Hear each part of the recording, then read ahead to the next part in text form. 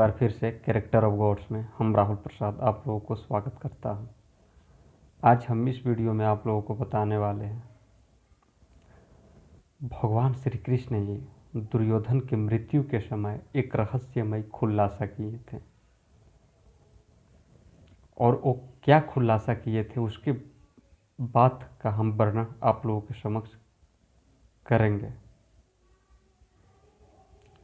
जब दुर्योधन मरणासन पे था, जब वो मरने का उसका घड़ी आ गया था, उसके केवल सांस ही बचा था, उस समय भगवान श्री कृष्ण जी उनके पास गए, क्योंकि भगवान श्री कृष्ण जी के दुर्योधन समधी थे।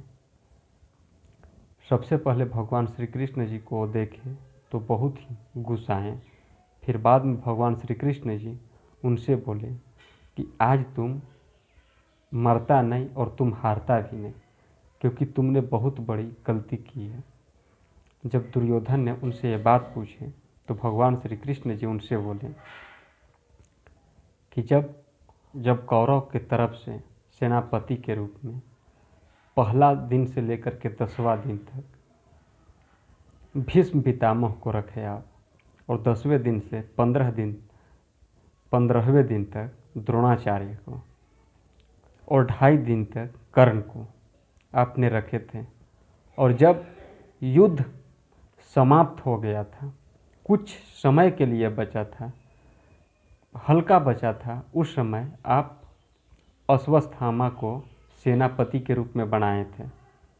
लेकिन सबसे बड़ा गलती आप यही किए थे। अश्वत्थामा लगभग अमर ही है और अमर ही था। भगवान श्री शिव जी के 11 रुद्र उसके शरीर में विराजमान थे, क्योंकि वो द्रोणाचार्य के पुत्र थे अश्वत्थामा। इसी के चलते उनके तप का प्रभाव उनके शरीर में था, उनके पुत्र के शरीर में था। और भगवान श्री शिव जी के 11 रुद्र जो होते हैं उनके तेज उनके शरीर में थे, और उनके भ्रुकुटी के बीच में एक मणि है, उसके चलते भी वो अमर थे।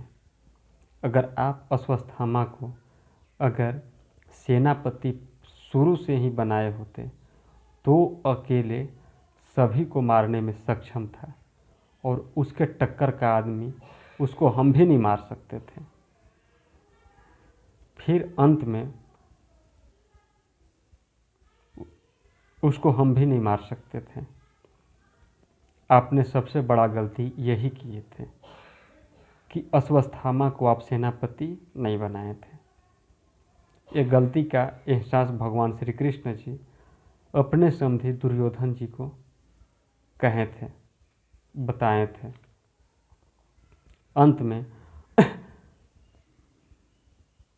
अंत में पांडवों के पुत्र की जब हत्या की बात सुने